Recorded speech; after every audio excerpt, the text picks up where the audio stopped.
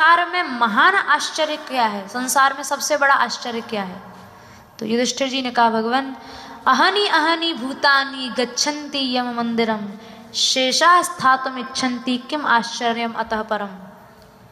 धीरे धीरे सब मर रहे हैं, आज यहाँ कोई मरा, आज वो पड़ोसी मरा, ये मरा, और हम लोग रोज सुनते हैं, लेकिन उसके बाद भी हम लोग अपने लिए ये कभी नहीं सोचते कि हम भी मरेंगे, और अपने इंतजाम सब ऐसे करते हैं जैसे तो अभी कोई अमर बैठे हैं यहाँ और कभी मरने का हमारा तो समय आएगा ही नहीं। ऐसे ऐसे महल बनाएंगे और ऐसे ऐसे इतने सारा धन कमा कर रख जाएंगे जैसे अभी 200-300 साल तक तो मरने का नंबर ही नहीं है। तो बोले इससे बड़ा आश्चर्य क्या होगा कि आदमी रोज सुनता है, ये मरा वो मरा, रोज मृत्यु सुनता है, पर फिर भी मन में कभी वैराग्य नहीं होता, फिर भी अपने आप को कभी नहीं सोचता कि हम भी मरेंगे। बोले ये सबसे बड़ा दुनिया का आश्चर्य है, सबसे बड़ा आश्चर्य। तो जड़ भरत जी कह रहे हैं, राजन जितने संसार के साधन है, रहु गणई तत्तपसा न याति न चेज्जया निर्वपणाद गृहादवा, न यज्ञ से कल्याण होगा, न तप से कल्याण होगा, न योग से कल्याण होगा। संसार का कोई साधन कल्याण नहीं कर सकता बिना महत्पाद रजोभिषेकम। जब तक संतों की चरण धूल में स्नान नहीं किया जाएगा तब तक कल्याण संभव ही नहीं है। हाँ, थोड़ा थोड़ा और आगे आ जाइए, पीछे जगह नहीं है लोगों को बैठने को। तो बिना महत्पाद रजोभिषेकम, महापुरुषों की चरण रज में स्नान किए बिना कल्याण संभव नहीं है। और अगर महापुरुषों की चरण रज में स्नान कर लिया यानी सत्संग कर लिया तो फिर सहज में ही कल्याण हो जाएगा बिना किसी साधन के। तो कैसे महापुरुषों का संग करें?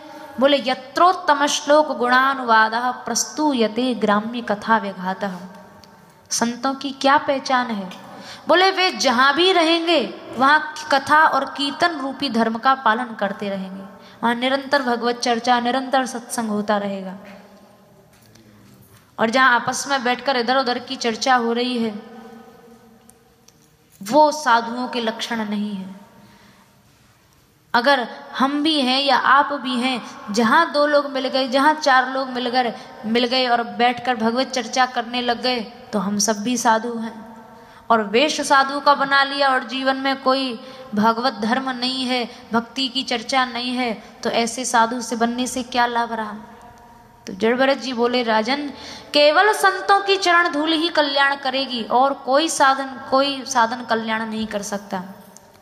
जैसे राजा रहुगण का कल्याण जड़ भरत जी महाराज ने किया है, यदि ऐसे संतों का समागम जीवन में मिल जाए भगवत कृपा से तो उसका पूरा पूरा लाभ ले लेना चाहिए। जड़ भरत जी महाराज ने यही राजा रहुगण को कहा है, तू भक्त चरण रजधार रे प्रभु जी तो है निश्चय मिलेंगे। तू भक्त चरण रज धार रे प्रभु जी तो है निश्चय मिलेंगे। तू भक्त चरण रज धार रे प्रभु जी तो है निश्चय मिलेंगे। तू भक्त चरण रज धार रे प्रभु जी तो है निश्चय मिलेंगे। जप तप यज्ञ योग सब साधन, जप तप यज्ञ योग सब साधन, बिना भक्त रज करे न पावन, बिना भक्त रज करे न पावन। तेरी नैया लग जाए पार रे प्रभु जी तो निश्चय मिलेंगे। तेरी नैया लग जाए पार रे प्रभु जी तो निश्चय मिलेंगे। निश्चय मिलेंगे प्रभु जी निश्चय मिलेंगे। निश्चय मिलेंगे प्रभु जी निश्चय मिलेंगे। निश्चय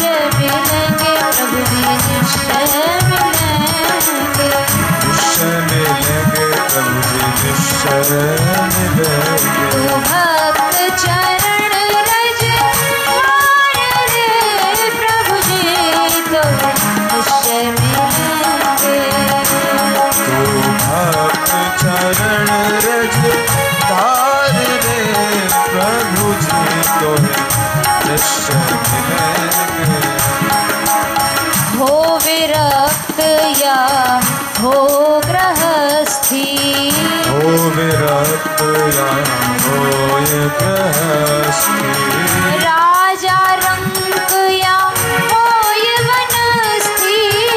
राजा रंक या होय वनस्थी। ये सब साधन को सार रे प्रभु जी तोहे निश्चय मिलेंगे। ये सब साधन को सार रे प्रभु जी तोहे निश्चय मिलेंगे। वो निश्चय मिलेंगे प्रभु जी निश्चय मिलेंगे। निश्चय मिलेंगे प्रभु जी निश्चय मिलेंगे। निश्चय मिलेंगे प्रभु जी निश्चय मिलेंगे। निश्चय मिलेंगे प्रभु जी निश्चय मिलेंगे।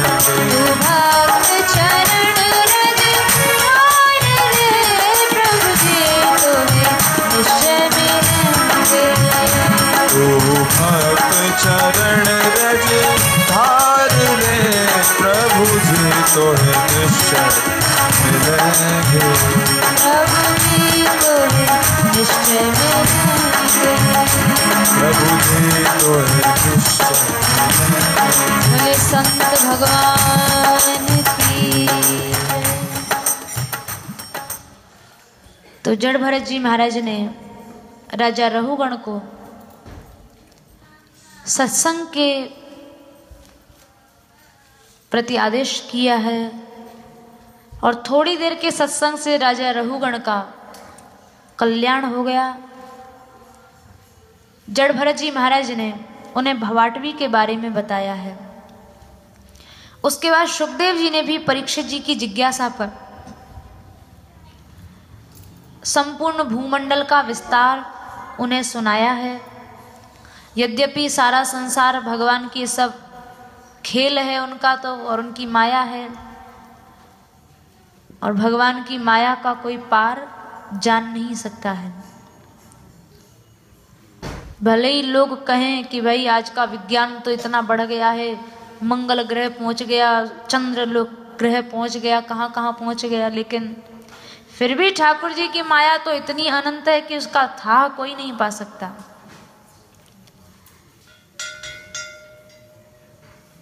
सात द्वीपों का वर्णन किया, जम्बू द्वीप के 9 वर्षों का वर्णन किया है।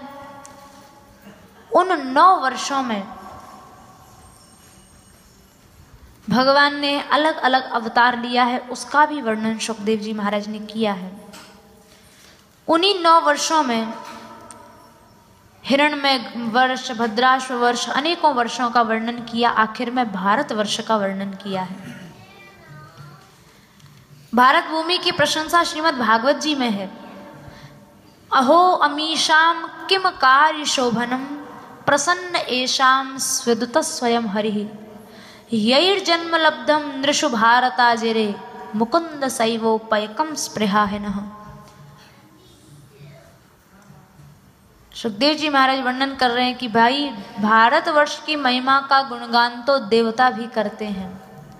देवता भी कहते हैं कि पता नहीं भारत भूमि में जन्म लेने वाले लोगों ने कौन सा सत्कर्म किया है, पुण्य कर्म किया है, जो भगवान ने प्रसन्न होकर इन्हें इधर उधर न भेजकर सीधे भारत भूमि में। आखिर तो भाई रामकृष्ण की जन्मभूमि है, वह पवित्र भूमि है और वहाँ जन्मे लोगों पर इतनी भगवान की कृपा है कि मुकुंद सैवोपयकम, वहाँ अगर भगवान ने किसी को मनुष्य बना दिया तो भगवत भजन सत्संग वहाँ अधिक सुलभ है। और हम लोग तो स्वयं यहाँ आकर अनुभव कर रहे हैं कि भारतवर्ष में जितना सत्संग सुलभ है उतना अन्यत्र नहीं है। और आप सब भी जानते हैं क्योंकि वह भूमि ही ऐसी है जहाँ ठाकुर ने जन्म लिया है। संपूर्ण वह भूमि एक भक्तिमय वातावरण से आपूरित है। यहाँ तक कि देवता भी वहाँ जन्म लेने के लिए तरसते हैं। तो क्यों? बोले यहाँ स्वर्ग में भक्ति नहीं हो सकती। अरे स्वर्ग में क्यों नहीं भक्ति हो सकती है भाई? बोले स्वर्ग में विषय भोग इतने हैं भोगने को अप्सराएं मिल जाएंगी, घूमने को विमान मिल जाएंगे, भूख प्यास वहां लगती नहीं है, कोई रोग शोक वहां होता नहीं है, सब कुछ सुख है। लेकिन भोग इतना अधिक है कि उन विषय भोगों के आधिक्य के कारण वहां भक्ति संभव नहीं है। इसीलिए ब्रह्मलोक के मुनिगण भी भारतवर्ष में आकर सत्संग करते हैं। भागवत जी में वर्णन है, सनकादिक मुनि सत्संगार्थम समायाता। सत्संग के लिए सनकादिक मुनि ब्रह्मलोक से भारत भूमि में आते हैं। और यहां तक कि कबीरदास जी महाराज ने लिखा, राम बुलावा भेजिया दिया कबीरा रोए, जो सुख यहाँ सत्संग में सो वैकुंठ न होए। सत्संग का जो सुख उस भूमि में है वो कहीं भी नहीं है। सत्संग हो भी जाए तो सत्संग का सुख लेने वाले लोग सब जगह नहीं है, सत्संग का रस लेने वाले लोग सब जगह नहीं है। तो देवता भी तरसते हैं कि हमें किसी पुण्य कर्म से भारत भूमि में जन्म मिल जाए और हम वहां जन्म लेकर ठाकुर जी की भक्ति कर सकें। देवता भी तरसते हैं। और एक विशेष बात यह समझ लेनी चाहिए, लिखा है भागवत जी में, जहां 3 चीजें नहीं है, नयत्र वैकुंठ कथा सुधापगा। पहली चीज भगवत कथा, दूसरी चीज कथा को कहने वाले संत, और तीसरी चीज भगवत महोत्सव। जहाँ ये 3 चीजें नहीं है, वो अगर ब्रह्मलोक भी है तो वहां रहने योग्य वो स्थान नहीं है, वहां नहीं रहना चाहिए। हम लोग रहने के लिए सुख सुविधा ज्यादा ढूंढते हैं, ये नहीं विचार करते कि भजन साधन ज्यादा कहाँ बनेगा। अरे सुखदेव जी महाराज को देखें, 12 वर्ष तक सुखदेव जी गर्भ में रहे थे, माता के गर्भ में, और गर्भ में कितना कष्ट होता है। हम सब भोग के आए हैं पर किसी को याद नहीं है। सुखदेव जी महाराज, गर्भ जैसा कष्ट तो कहीं है नहीं, इतना कष्ट होता है गर्भ में। आप कुंडलाकार वृत्ति से पड़े हैं, एक पिंजरे का पक्षी तो फिर भी हिल डुल सकता है, पर गर्भ का बालक तो हिल डुल भी नहीं सकता है, सांस भी नहीं ले सकता। पास में जठराग्नि जल रही है, अनेकों कीड़े खा रहे हैं, मल में मुंह गड़ा हुआ है, अपार कष्ट होता है गर्भ में। लेकिन सुखदेव जी महाराज 12 साल तक गर्भ में रहे। उनके पिता व्यास जी ने कहा, बेटा बाहर आओ, बहुत समय हो गया। बोले नहीं, बाहर क्या करेंगे, बाहर तो सब माया घेर लेगी, कम से कम गर्भ में है, कष्ट है, कोई बात नहीं, पर भजन तो हो रहा है। तो कष्ट से क्या मतलब, जहां साधन अच्छा बन जाए वही स्थान रहने योग्य है।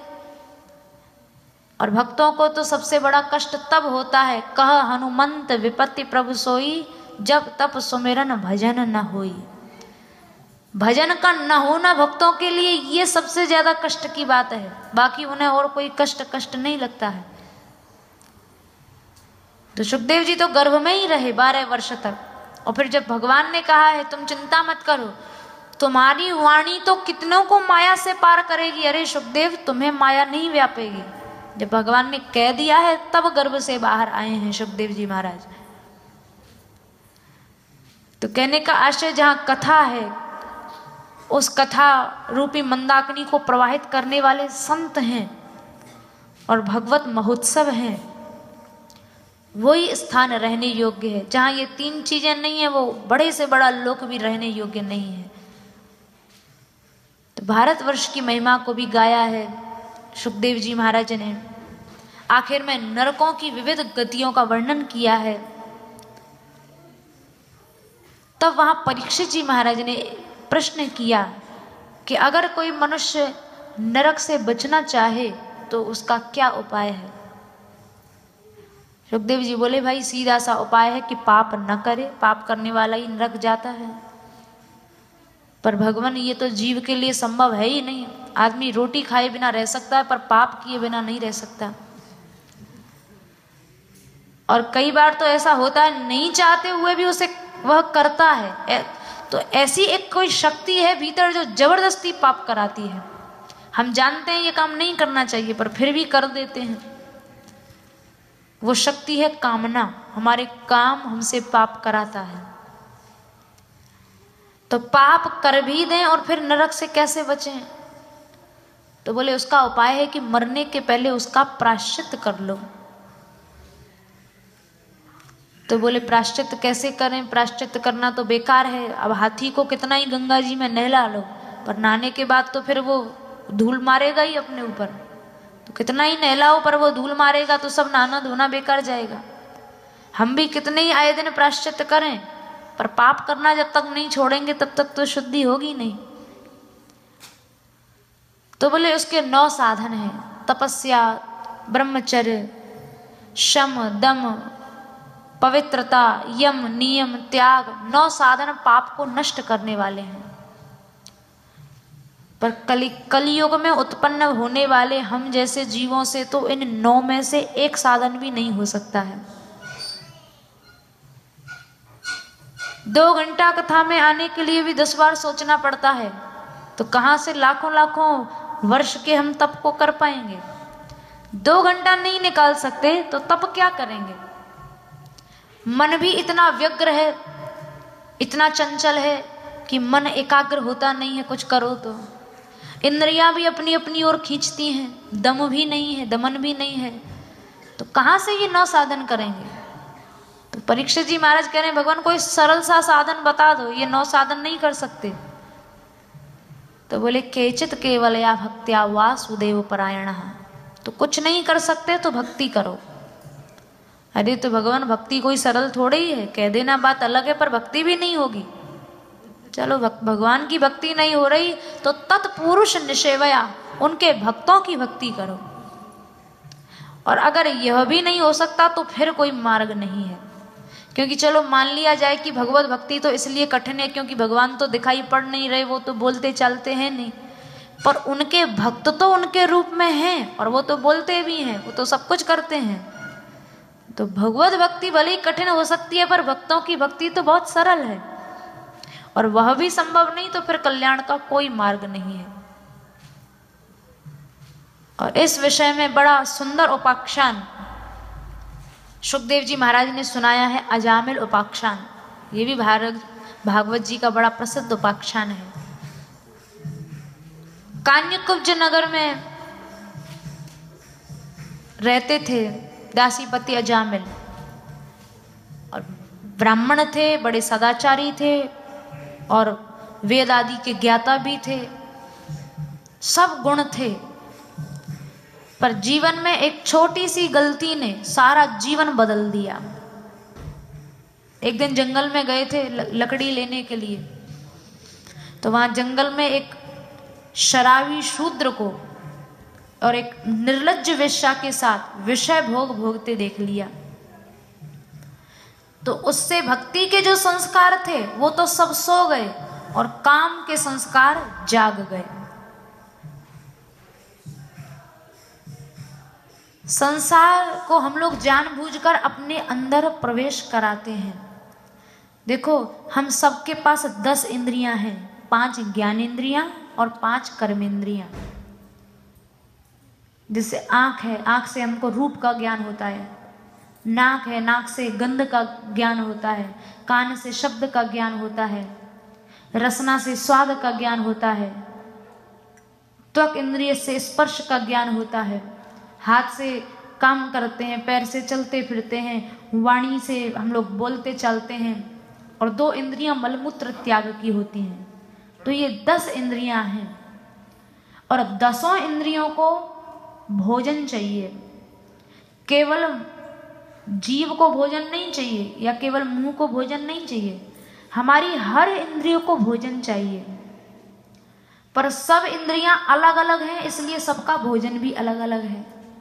जैसे आँख है तो आँख के लिए रूप भोजन हो गया, कान के लिए सुनना भोजन है, तो वैसे ही जीव के लिए स्वाद भोजन है।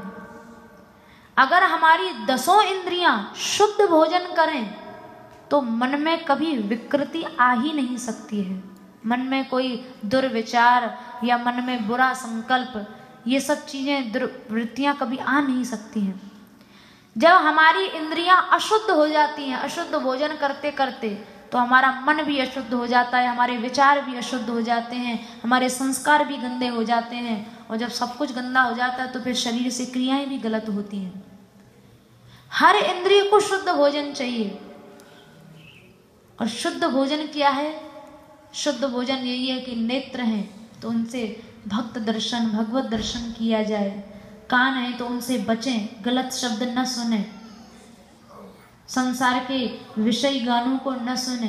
अरे सुनना ही है तो भगवत भजन सुने, कीर्तन सुने, ठाकुर जी का नाम सुने, कथा सुने तो यह सुने। और इन इंद्रियों में भी 2 इंद्रियां तो इतनी खतरनाक हैं जिनको जरा सा गलत भोजन मिला नहीं कि गलत काम आरंभ हो जाता है। उनमें से एक तो है आंख और दूसरा है कान। कुछ गलत देख लो और गलत सुन लो तो बस जितनी क्रियाएं हैं वो सब गलत होने लग जाएंगी। गोस्वामी जी ने रामचरितमानस में इंद्रियों को द्वार कहा है। इंद्रिय द्वार झरोखा नाना। ये हमारी तुम्हारी जितनी इंद्रियां हैं ये सब दरवाजे हैं और इन दरवाजों के बाहर सब संसार है, विषयी संसार। जरा सा इन दरवाजों को खोल दिया तो संसार तो बाहर तैयार बैठा है भीतर घुसने के लिए।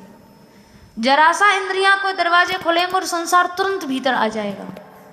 और एक बार संसार प्रवेश कर गया अंदर तो फिर उसे बाहर निकालना बहुत ही कठिन है। एक बार गलत दर्शन किया था अजामिल ने, केवल एक बार,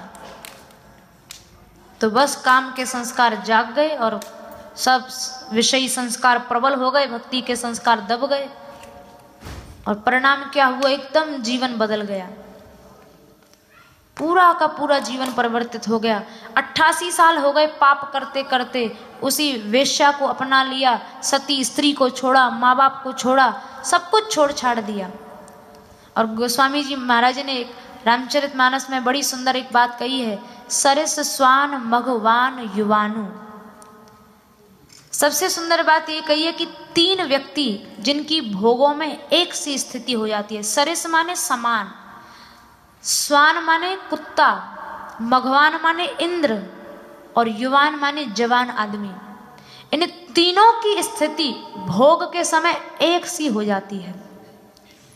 इंद्र भी है तो वह भी कुत्ता बन जाता है भोग के समय। अच्छी जवानी है, तरुण अवस्था है तो वो भी कुत्ते जैसी स्थिति पर पहुंच जाता है। कुत्ता संसार में सबसे ज्यादा भोगी पशु होता है, विषयी पशु। भोग के समय चाहे कोई कितना ही बड़ा विद्वान है, सम्मानित है, जैसा भी है, लेकिन वो कुत्ते के समान है। सरिस स्वान, गोसाई जी महाराज लिख रहे हैं। अब यहां भी अजामिल को 3 मद हुए। युवावस्था में महात्माओं ने लिखा है, एक भीजे चहले परे एक बूढ़े बार हजार, किते न अवगुण जब करत वय नय चढ़ती वार। विषय के पानी में संसार में ऐसा कोई नहीं है जिसको विषय के छींटे ना लगे हों, कोई भी ऐसा नहीं है। कोई तो ऐसे होते हैं जो इसमें पूरे भीग जाते हैं, नष्ट ही हो जाते हैं विषय में, जवानी में। कोई ऐसे होते हैं जो पूरे तो नहीं भीगते पर उनको भी छींटे तो लग ही जाते हैं। स्थिति सबकी अलग अलग है पर विषय के संस्कार सभी के अंदर होते हैं। क्योंकि ये हमारा कोई आज की बात नहीं है, हम लोग अनादिकाल से विषयों में डूबे आ रहे हैं। पुनः पुनश्चर्वित चर्मणानम, थूके को चाटते आ रहे हैं, चबे को चबाते आ रहे हैं। ये आज की स्थिति नहीं है, अनादिकाल से हमारी स्थिति चली आ रही है। युवावस्था को अगर संभाल लिया जाए, विषयों से जवानी में बच लिया जाए तो सहज में बाकी जीवन पार हो जाता है और भक्ति आ जाती है। लेकिन युवावस्था जो है इसमें विषय के संस्कार बहुत जल्दी पड़ जाते हैं और इतने गहरे पड़ जाते हैं कि वो मरते दम तक नहीं मिटते हैं और उनका अनेकानेक जन्मों तक फिर प्रभाव रहता है। अनेकानेक जन्मों तक फिर भक्ति गई सो गई, कभी नहीं आती।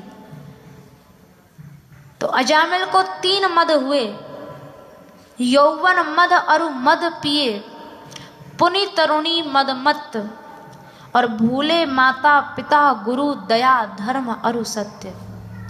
एक तो यौवन मद, जवानी का मद था, फिर दूसरा जब वेश्या को अपनाया तो शराब पीना सीख गया, मदरा का मद हो गया, और तीसरा मद वेश्या का मद। तीन मदों में अजामिल का 88 साल तक जीवन बिल्कुल नष्ट गया, एकदम व्यर्थ। अब वेश्या है तो लूट, कमाता धमाता तो है नहीं, कहीं से लूटपाट कर रहे हैं, डाका डाल रहे हैं, चोरी कर रहे हैं, किसी को मार रहे हैं, फिर मदरा पी रहे हैं, वेश्या के साथ भोग कर रहे हैं, सारा का सारा जीवन नरक बन गया।